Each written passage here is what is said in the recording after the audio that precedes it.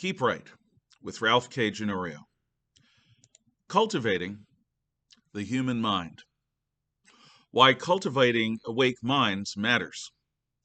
Each of us craves a working understanding of the factors which shape our lives.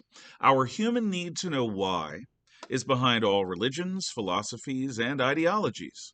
Especially when circumstances become desperate, we pine to comprehend meaning. It may very well be true that one of our primary functions as human beings is to perceive God's creation from our myriad individual perspectives. Employing our reason, intuition, creativity, and memory, we imagine a model that explains to us our lived experiences. Part of why we were made in His image may very well be so that we may each experience existence and try to make some sense of it from our own unique perspective. The richness of His truth is seasoned by our diverse notions about what it all may mean. In a free society like ours, it is doubly important for every one of us to cultivate an understanding about why and how the world operates. These sorts of personal answers inform how we do our civic duty as well as how we vote. As no one can long live without hope, there is yet one more reason for us to wonder about the big questions.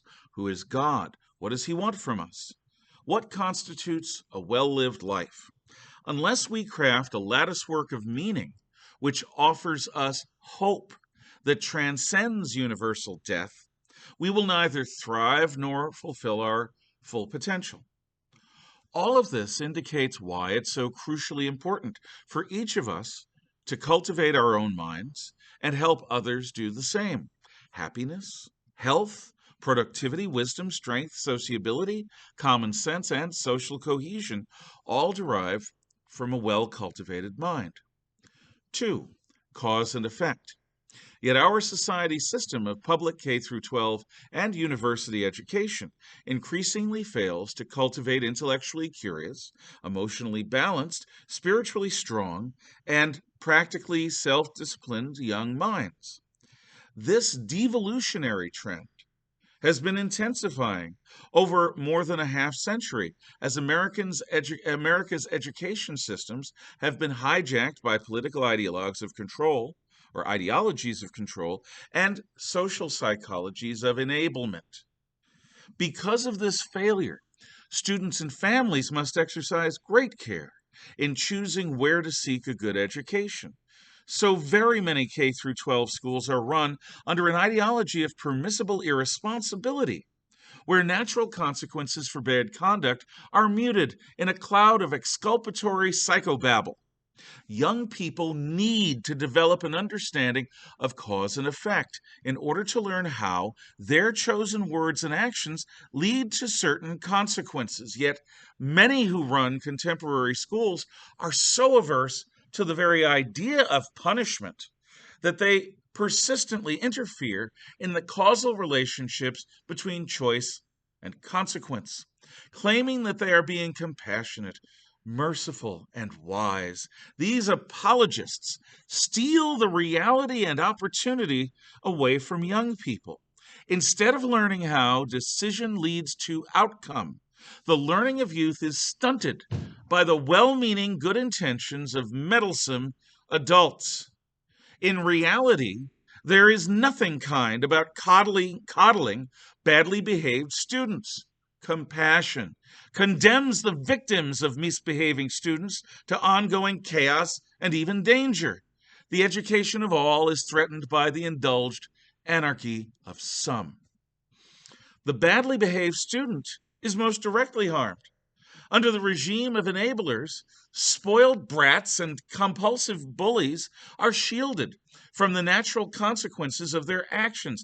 Instead of encountering punishments that will help such a socially caustic young person to grow out of their nasty and disruptive ways, they instead become more fully consumed by their worst impulses. They learn that might is right and persist in behaviors that lead to negative results, such as unfulfilling relationships, criminal records, and worse. The cultivation of healthy young minds requires that failure be restored as an option.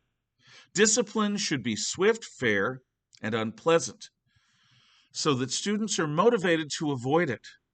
Unless adults reclaim control, the most violent and disruptive students inevitably rule the school. 3. The forgotten purpose of schools.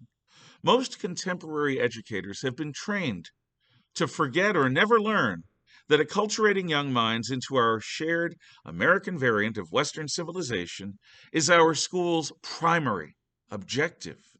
Universal, mandatory public education was first established in the United States during the late 19th century to bring the children of immigrants into the American mainstream. When schools fail to even attempt to accomplish this mission, in large part because our universities who train educators damn the West for its sins as being uniquely unworthy of perpetuation, we contract a form of cultural amnesia because young Americans are literally not taught who we Americans are as a distinct people.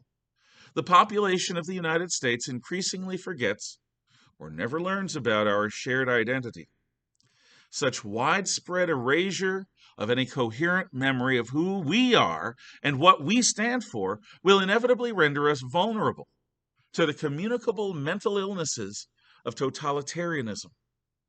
If, as a people, we no longer identify ourselves with traditional American and Western values, our natural resistance to the seductive blandishments of those who would enslave us evaporates.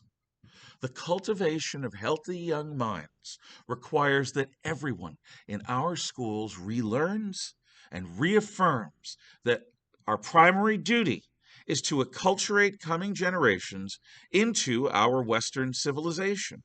Everything that goes on in schools must be oriented to pursue this objective. Otherwise, the primary justification for mandatory universal education will be irrelevant, and a recognizable America will be lost. 4. 3 fundamental truths that should be part of every good lesson. Every bit of history that I teach deals with human beings like us struggling for their lives and their values in a very harsh and unforgiving world. For what did they risk or sacrifice their lives? What was so valuable that it was worth living for, dying for, or even killing for?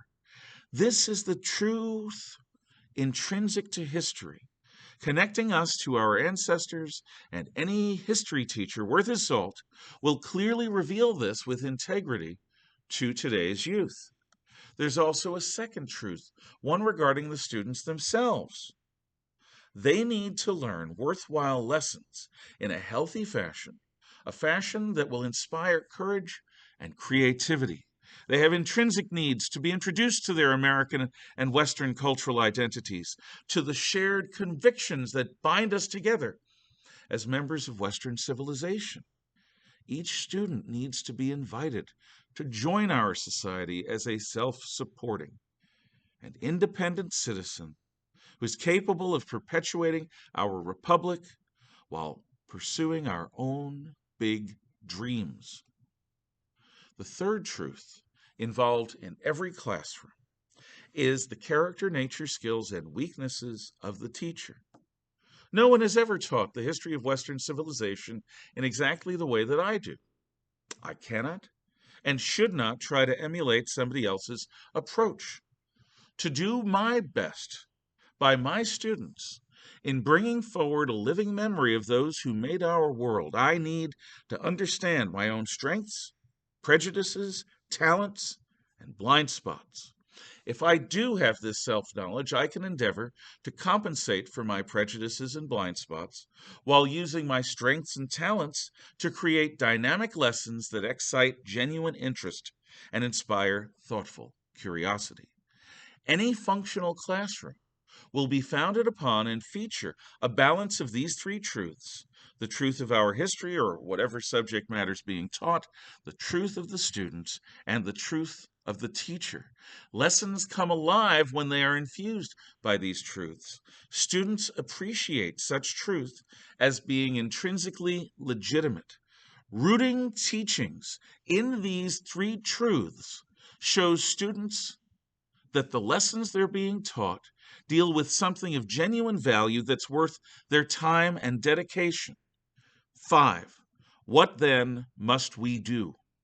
This is why no school reform rooted in some centrally designed conformity can ever really bring about superior educational results. By dogmatically hamstringing teachers' flexibility and denying the primacy of these three truths, centrally mandated school reform replaces dynamism with mediocrity and conformity. Without a return to disciplinary consequences, a focus on acculturation, and an emphasis on the truths of the subject matter, the student's needs, and the teacher's personal qualities, we will continue to fail to cultivate healthy and capable minds, ready to boldly face challenges in order to build a better future. We can and should do better. Thank you.